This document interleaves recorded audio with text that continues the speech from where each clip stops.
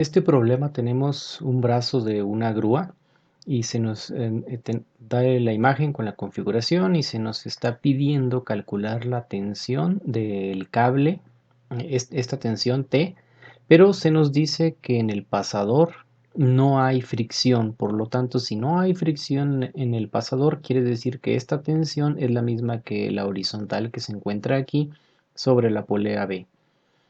Bueno, también se nos está pidiendo la tensión BC y se nos está pidiendo la reacción que hay en el pasador AC.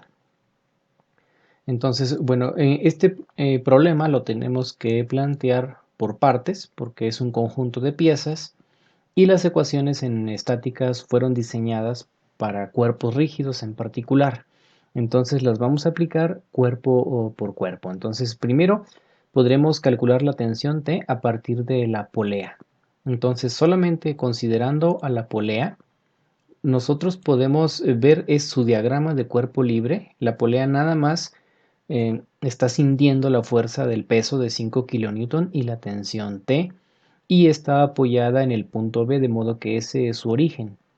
En este sistema simplemente, aunque es un coplanario no concurrente, no paralelo, basta con aplicar una de las tres ecuaciones, solo la suma de momentos en B sería lo único que necesitamos hacer, no hace falta calcular suma de fuerzas en X o suma de fuerzas en Y, porque nada más hay una fuerza en X, una fuerza en Y. Entonces, solo podemos hacer suma de momentos que involucra las dos tensiones, el peso y la tensión T, y de ahí despejamos T. El sistema está en equilibrio, así que esa suma es igual a cero.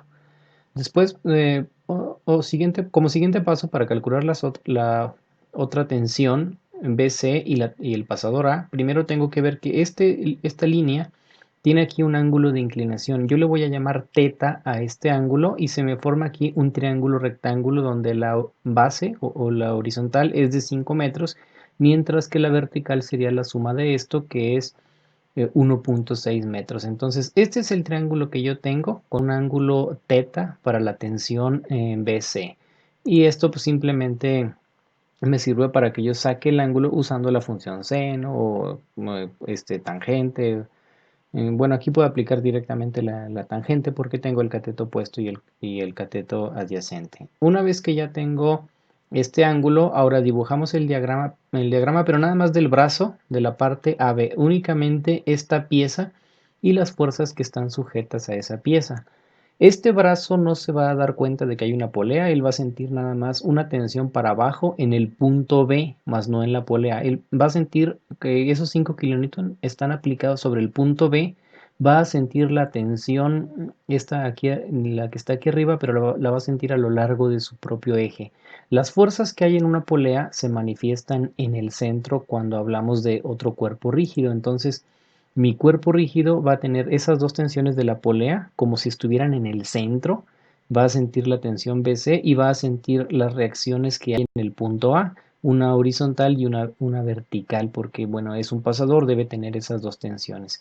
Entonces, ya que tengo este cuerpo libre, el diagrama de cuerpo libre me está diciendo que si yo aplico suma de momentos en A, si hago suma de momentos en A, yo puedo eliminar el momento de la fuerza Y, el momento de la fuerza X y el momento de T, que son incógnitas y no las conozco y me quedaría nada más con la tensión BC y la tensión de 5 kN. Entonces el primer paso, aunque es un diagrama de cuerpo libre de un sistema coplanario no concurrente no paralelo que se resuelve con suma de fuerzas en X, suma de fuerzas en Y y suma de momentos, conviene que de esas tres empiece con la suma de momentos, hago suma de momentos en A y despejo a la tensión BC.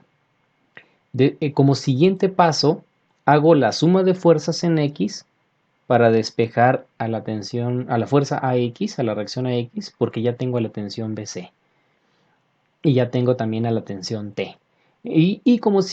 Como último paso, pues haría la suma de fuerzas en Y. En ese orden. Primero la suma de momentos, luego la suma de fuerzas en X y luego la suma de fuerzas en Y. No importa el orden en el que se hacen, pero en este problema se requiere que se hagan en ese orden para que encuentre ahora sí todas las incógnitas del problema.